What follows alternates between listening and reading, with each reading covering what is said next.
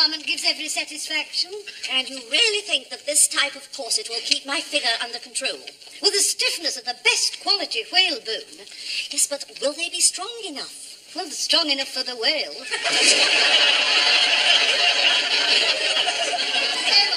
You and Mrs. Axelby was at the Palady dance. Oh, yes. Well, I'd said, don't let's bother dressing up. So we just wore our diamante cocktail frocks, you know, the short ones, because we've both got very good legs. Oh. Did you wear your stiletto heels? Well, I did. They do wonders for your ankles. But Mrs. Axelby wore her open-toed sandals because her bunion was playing up again. She's still playing football, is she? Oh, no. She gave that up when they put her in goal. Any road, when we got inside, they were the funniest-looking lot of fellas you've ever seen in your life. So after we looked them over for about an hour, I said, I don't care if anybody does ask me to dance, I'm not going to. Well, I don't blame you. So for the rest of the evening, we danced with each other. Who led? Oh, we took it in turns to stop people talking. Anyway, at midnight, they played a Paul Jones. Well, Mrs. Axelby knows the band leader, you see, and she tipped him the wink. And would you believe it? Every time the music stopped, quelle surprise, we was opposite each other. We did laugh. Are you being served, madam? There are, sir. And don't worry if the nightshirt is too long. They do ride up with wear. Now, where was I? You've just seen John Curry on the television and decided to take up ice skating. Oh, yes. So I took 6 lessons with this marvellous instructor. They're ever so good now, you know. They keep their arm round you and they hang on to you and they don't let you go until they're absolutely sure that you're developing on the right line. Did you think you showed promise? What makes you think it's a he? Anyway, she said some people are born with it and some people aren't. Yeah. What did she say about you? She said I was definitely born with it. On the other hand, she did say I'd left it a bit late to give it a try. Have you gone solo yet? Yes, for the last time. Why? What happened? Well, I got carried away with the music, didn't I? There I was, happily skating to the strains If I Did It My Way, when the next thing I knew, I was unable to negotiate a turn. I found myself running backwards at 50 miles an hour across the coconut matting straight into the gentleman's changing room. Did you hurt yourself? Nothing that nature couldn't mend. I made a lot of new friends, sir. Mr. Humphreys, Mr. Lucas, you've done nothing but gossip all the morning. Kindly pay attention to customers. Sorry, Mr. Grainger. Are you being... That's my customer. I saw him first. Are you being served, sir? As from next Monday, it's bra week, and he's got to lose the centre stand to Mrs. Slocum's underwear. You ought to be put down, you know. He's like a little old tin Hitler. Still, as my mother always said, you know, life is like a game of chess. At the end of the day, the black pawn and the white queen both go in the same box. That's something to look forward to. And I've put the tights in here as well. And don't worry if the gusset hangs a little low. You'll find it will ride up with wear. Yet another sale, Mrs. Slocum? Oh, yes, Miss Brahms and I do seem to have the golden touch this week. I wish I could say the same for Mr. Grainger. He insists on taking every sale for himself, and more often than not fails to complete it. Is that why he's been so bad-tempered? That, plus the fact of your having your special Lundy drive next week. Has he heard about us getting a centre stand? Yes, indeed. And he has appealed over my head to Mr. Rumbold. Fancy. The cheek of it. Don't worry, Mrs. Slocum. Mr. Rumbold would not likely overturn my ruling on the matter. What does it feel like to have such power? Frightening. Oh, shall I change the central display unit over now, Captain Peacock? Not yet, Mr. Harmon. Do you know how to set up the display unit, Captain Peacock? Why do you ask? Because in 5 minutes' time, you're going to have to do it. Because I've got tickets for Queen's Park Rangers. I have to await the final decision of Mr. Rumbold. Oh, that reminds me. Here, give me this.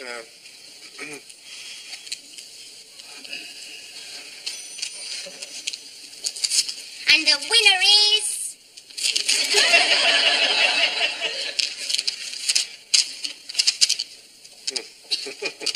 Come with me, Mrs. Slocum. Can I come too? What do you think, Captain Peacock? In this case, it would be more tactful if the meeting was confined to the senior sales staff. I'm sorry, Miss Brahms, not this time. Where is Mr. Grainger? He's looking for a 32-34 herringbone for a customer. Where's the customer? He left 5 minutes ago. I think we'll find these a snug fit, sir. Where's he gone? The complaints department. People nowadays have no patience. Are you free, Mr. Grainger? No.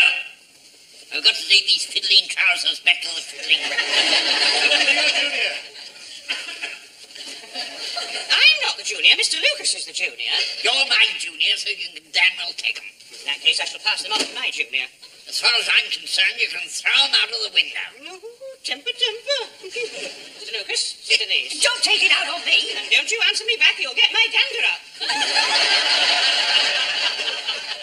You come over here, Mr. Grainger. Yes, Captain Peacock, what is it? You saw fit to appeal against my ruling regarding the centre stand. I have here Mr. Rumbold's final decision on the matter. Which is? Appeal disallowed.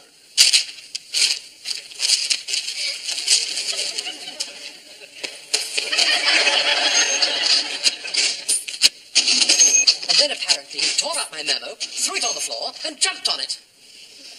Now then, deal with it yourself, Mr. Rumbold. Jumping on pieces of paper doesn't sound very serious to me. You can't sack a man for that. Old men all get a bit short-tempered at times. I'm very busy. Go and boil your heads.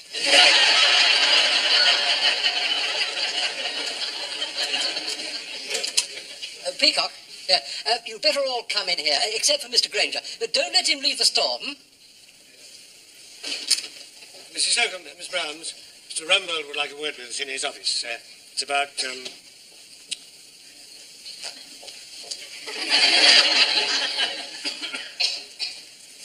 Lucas, Mr. Humphreys. Yes, Captain Peacock. Mr. Rumbold would like a word with us in his office. Oh, is it about,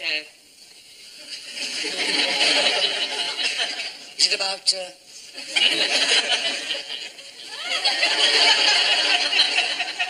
Mr. Grainger. Not you. Not me, Captain Peacock. Not you, Mr. Grainger. Why not? Because he does not wish to see you.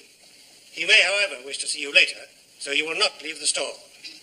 I shall leave the store if I want to. But I don't want to. Well, now this comes as a surprise to me. Mr. Grainger is, after all, of advanced years. And men do go off quicker than women. impossible to live with. He's been ever so crabby. I don't want to say anything against him, but I think he's going soft in the head. He should have retired some time ago. I mean, he went completely to pieces in the sale last week. And it's his eyesight as well. He got his tape measure upside down the other day, measured a little Boy Scout for a pair of trousers, and gave him a 38 inside leg. Then he buttoned the waist over the little lad's head and said they'd ride up with where. What about the till? Do you know his hands shake so much it's like roulette? Only this afternoon he rang up no sale, £74. Now, what are accounts going to make of that? Well, his earrings going as well. The other day somebody asked for the gents' cloaks, and he tried to sell him a top hat and cane to go with it. Yes, but what are we going to do about it? Well, I suppose, sir, we could do what they do with faithful old horses who could no longer pull their heavy load along life's highway. You mean put them out to grass? No, send them to the knacker's yard. I think the general consensus of opinion is that he should go. Yes, but how are we going to replace him?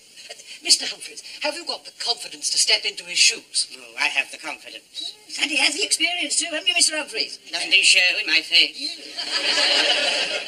And could Mr. Lucas fill the gap left by Mr. Humphreys?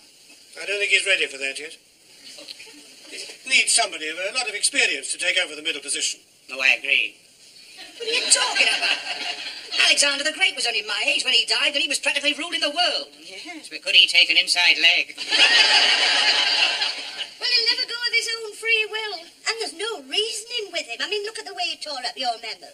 Mrs. Slocum's right. What a pitiful sight it's going to be, isn't it? Mr. Rumbold forcing him into the lift, pressing the down button, the doors closing for the last time on that tear-stained, wrinkled old face as it disappears forever into the bargain basement. Don't let him have my tape measure. Let me say farewell to my trousers. Mr. Lucas, please. Quite right, Captain Peacock is not ready for promotion yet. Will you tell Mr. Grainger, sir? No, these forced retirements are very tricky things. It would be better coming from young Mr. Grace himself. I think Mr. Rumbold's right. Oh, thank you, Mr. Lucas. Well, it's very difficult to tell somebody in their 70s they're too old. It softens a blow if it comes from somebody in their 80s.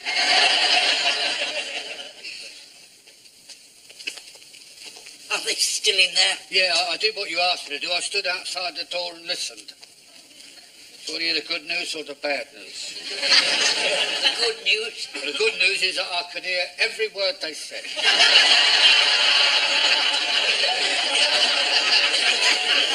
The bad news?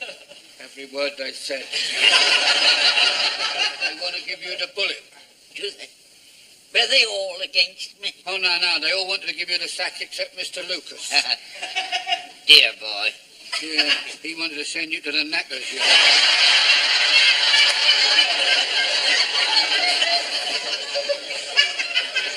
But I have been very crotchety lately, you know. That he was what with the sales, and Mrs. Grainger hasn't been well. You know, she was terribly upset when Mrs. Dale's diary stopped. That went off the air 20 years ago. Yes, but she does miss it.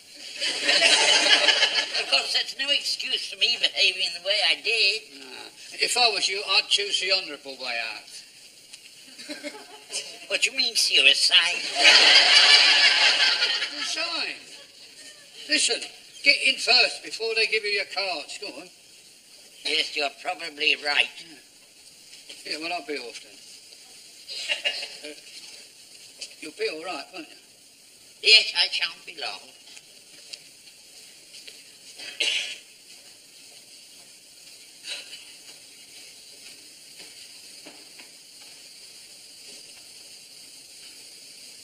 You'll keep in touch with us all. Oh, yes, I will. And thank you very much, Mr. Harlan. You've been very kind to me.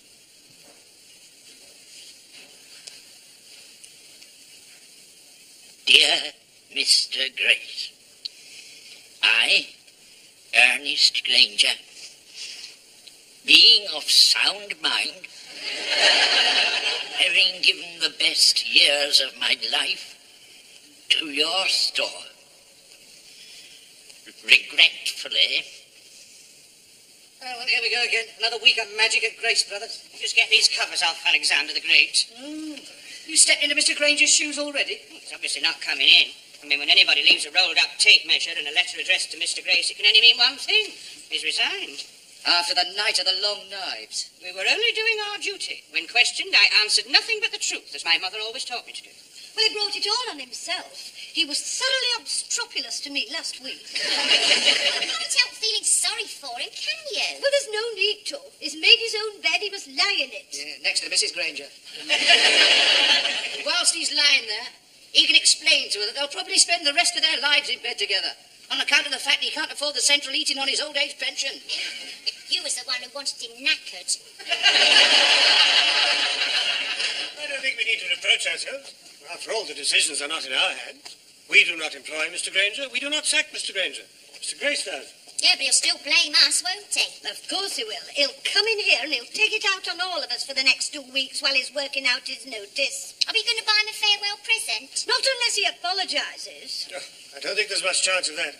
I understand that Mr. Harmon reported our discussion to him word for word. He didn't. How could he do a thing like that behind our backs? Deceit, thy name is man. Hey, that's the lift. That could be him. Oh, what should we do? Nothing. He's started it. It's up to him to make the first move. Good morning, everybody. I very must apologise for being late. I will take note of your apology, Mr. Grainger. May I have a word with you, Mrs. Slocum? Don't start. Don't you start. Miss Browns, get behind me. Captain Peacock, I want you to listen to every word that's said. Oh, well, in that case, I suppose I'd better say it to everybody. I'm very sorry that I was so rude and unpleasant to you all. It was very wrong of me indeed. Will you forgive me, Mrs. Slocum? Of course. Miss Brown, Mr. Lucas, Mr. Humphreys, my dear colleagues. Stephen, what can I say? Oh, it's too much. I'm all over. I'm just going to take off my coat. Well, I'll go to the foot of our stairs. What was all that about? Oh, I feel awful. Our colleague has just uttered the most difficult phrase in the English language. I'm sorry. Well, it was his fault. That's what makes it so difficult. You know, it's the sort of thing that saints do. I wonder if he's had some spiritual awakening. You know, it's the sort of thing that happened to St. Joan when those soldiers lit them faggots under her feet. That was enough to make anybody sit up and take notice. I expect you're wondering what's made this complete change in my attitude. We were discussing it, Alice, yes. Were you very moved, Mr. Grainger? Did you have a deep religious experience? No, I won the pools. I did a perm on the triple chance and I got 8 draws. I wasn't going to tell you, but I just couldn't keep it from you any longer. Look. How much have you won? Well, there were only 10 on the coupon this week. It could be worth a fortune. Here, they give a forecast.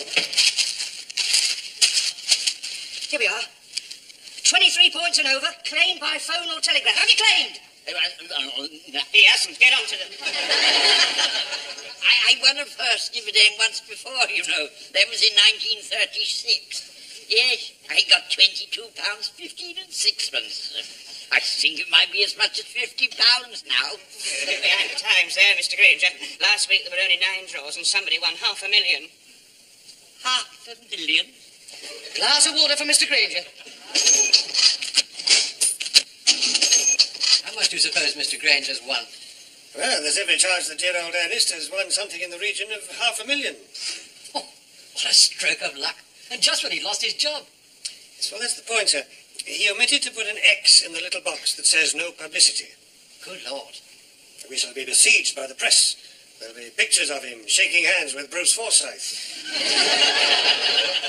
Oh, well, he'll probably enjoy it. Will you enjoy it when the fact comes to light that you hounded an elderly man into handing in his resignation? I didn't do it. You placed the facts before me. But you said he had to go. Nobody knows that. I do. We'd better get that letter of resignation back. I thought you might come to that conclusion. Oh, well, leave it to me, Peacock. I was going to, sir. And don't worry if the hat keeps falling over your eyes, sir. It'll ride up with wear. How long does it take them to phone back? And the fellow from the pool said any time between now and 5 o'clock. My nerves are in shreds. Look at my hands. That one's shaking more than that one. Well, I'm right-handed, aren't I?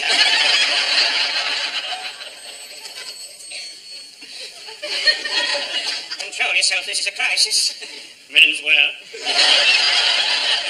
That's the Bull's firm. I'm afraid Mr. Grainger's off the floor at the moment. Just tell us how much. I see. Thank you. Well? Well, he did an up and down, 8 by 12, any 4 from 9, double V plan.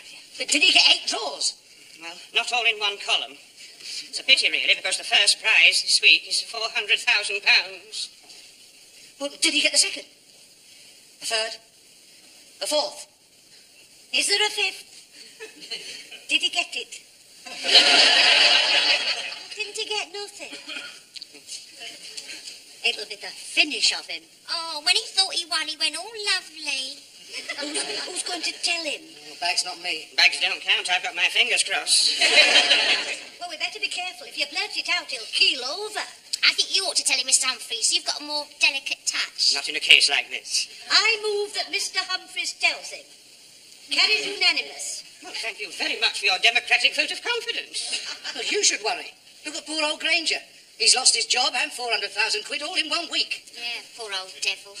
All he wanted was 50 quid and he didn't even win that. Thank goodness he hasn't had time to spend it.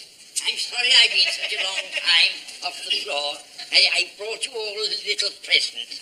Oh, you shouldn't. No, you certainly shouldn't. They're only little things, but they're to make up for all my beastliness. I think my heart is going. It is very exciting, isn't it? Have they phoned up yet? Yeah, no, I haven't answered the phone. Have you answered the phone, Mr. Humphreys? I have nothing to pass on. Now, Mrs. Slocum, that is you. Miss Brown, you grow prettier every day. Now, Mr. Lucas, you young rascal, there you go. And Mr. Humphrey, this is for you for all the great kindness that you've always shown to me. Now, this is Captain Peacock. I bought him a silver holder for his carnation. Where is he? He's in Mr. Rumbold's office. Oh, that's it. You let him get away. I was going to tell him. As sure as I'm standing here, I was going to tell him. Oh, look. It's a diamante collar for mid-post sale.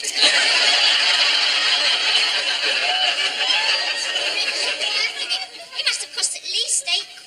This is a battery shaver. A blow dryer with 3 speeds. Use the fast one, you'll blow it away. Do you realise he spent about 50 quid? We'll have to give them back. Well, we can't do that, can we? That's no good. I mean, they don't give you money back here. They just give you a credit note. Well, look, we've all got something that we want. Let's just give him the money for it. Oh, he wouldn't take it. He's got so much pride. He's such a fine man. I'll tell you what. We'll tell him that the Pools firm rang up, but his drawers were in the wrong place.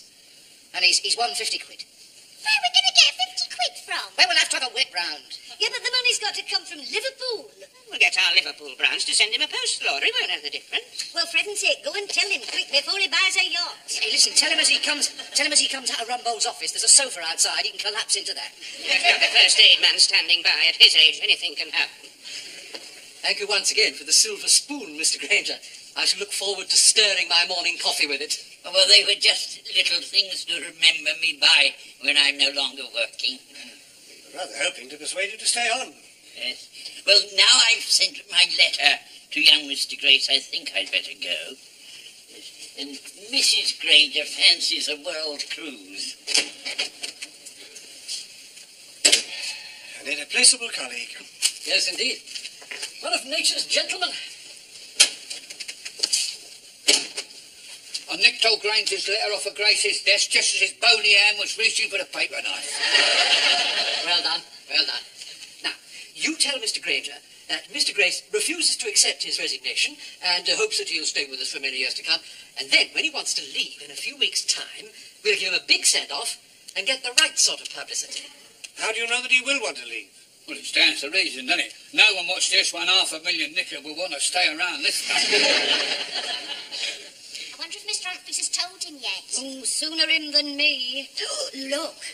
Oh. I knew it'd be too much for him. As soon as I got the words out, the blood drained away from me.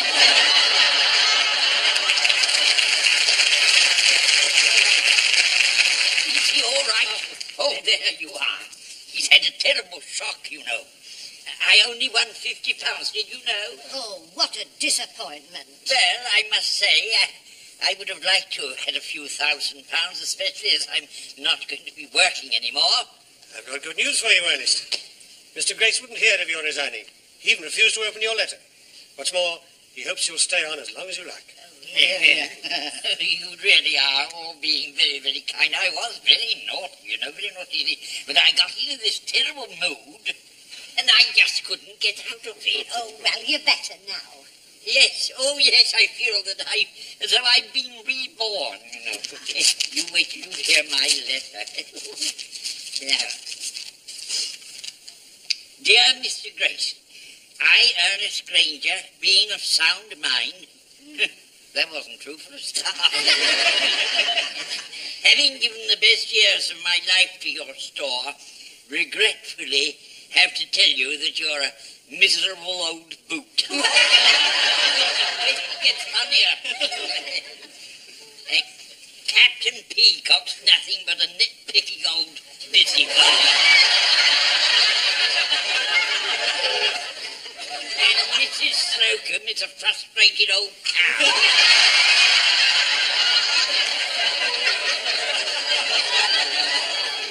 And as for Mr. Humphrey, oh dear, I did go too far.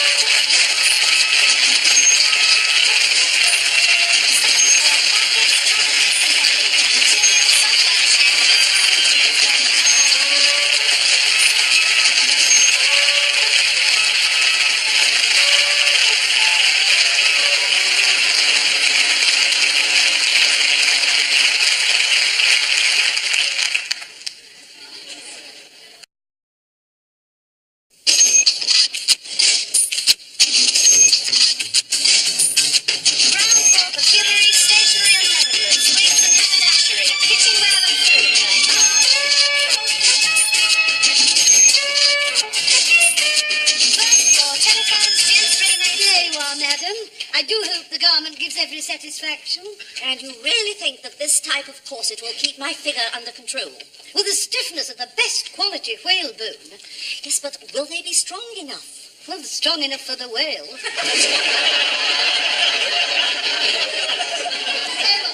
You and Mrs. Axelby was at the Pallady dance. Oh, yes. Well, I'd said, oh, don't let's bother dressing up. So we just wore our diamante cocktail frocks, you know, the short ones, because we've both got very good legs. Did you wear your stiletto heels? Well, I did. They do wonders for your ankles. But Mrs. Axelby wore her open-toed sandals because her bunion was playing up again. She's still playing football, is she? Oh, no. She gave that up when they put her in goal. Any road, when we got inside, they were the funniest-looking lot of fellas you've ever seen in your life. So after we'd looked them over for about an hour, I said, I don't care if anybody does ask me to dance, I'm not going to. Well, I don't blame you. So for the rest of the evening, we danced with each other. Who led? Oh, we took it in turns to stop people talking. Anyway, at midnight, they played a Paul Jones. Well, Mrs. Axelby knows the band leader, you see, and she tipped him the wink.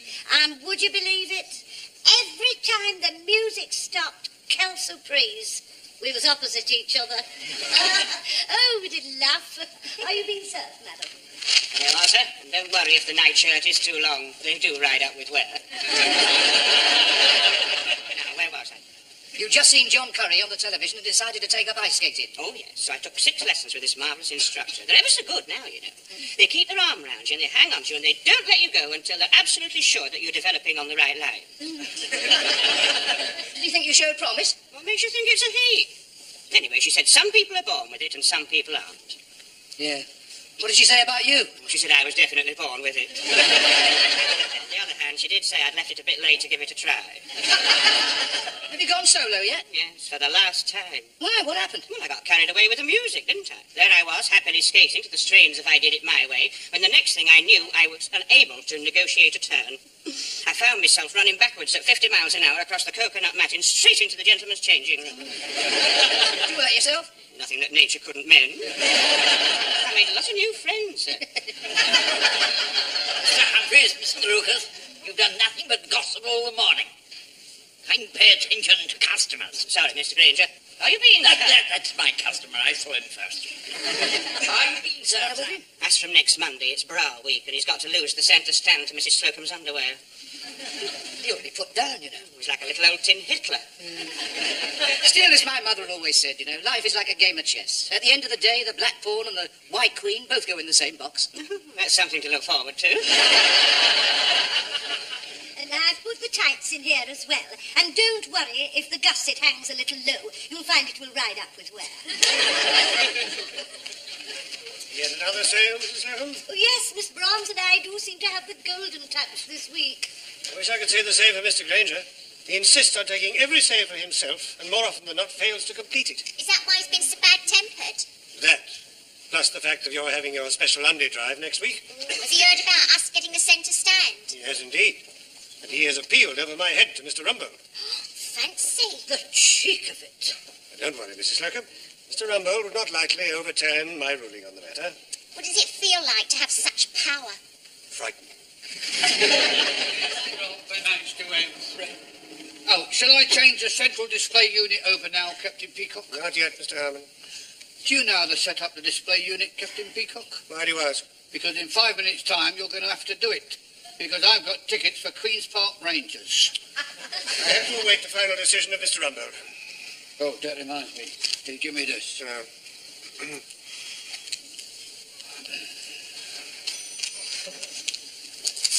And the winner is...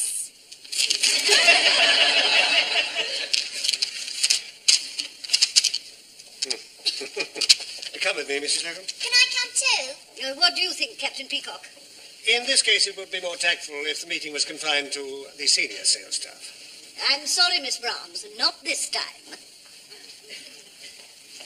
Where is Mr. Grainger? He's looking for a 32-34 herringbone for a customer. Where's the customer? He left 5 minutes ago. I think we'll find these a snug fit, sir. Where's he gone? The complaints department. People nowadays have no patience. Are you free, Mr. Grainger? No. I've got to take these fiddling trousers back to the fiddling room. Junior. I'm not the junior. Mr. Lucas is the junior. You're my junior, so you can damn well take them. In that case, I shall pass them on to my junior. As far as I'm concerned, you can throw them out of the window. Oh, temper. Mr. Lucas, see to these. Don't take it out on me. And don't you answer me back, you'll get my dander up. You come over here, Mr. Grainger. Yes, Captain Peacock, what is it? You saw fit to appeal against my ruling regarding the centre stand. I have here Mr. Rumbold's final decision on the matter. Which is? Appeal disallowed.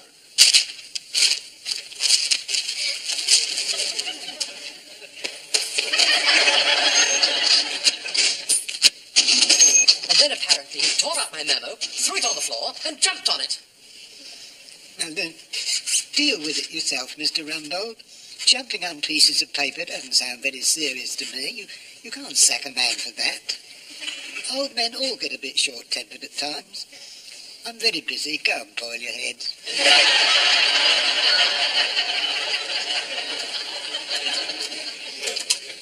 Peacock, you'd better all come in here, except for Mr. Grainger. But don't let him leave the store, Mrs. Slocum, Miss Browns, Mr. Rumbold would like a word with us in his office. It's about, Mr.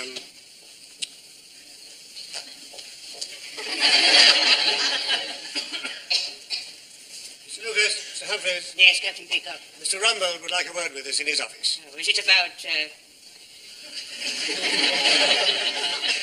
Is it about,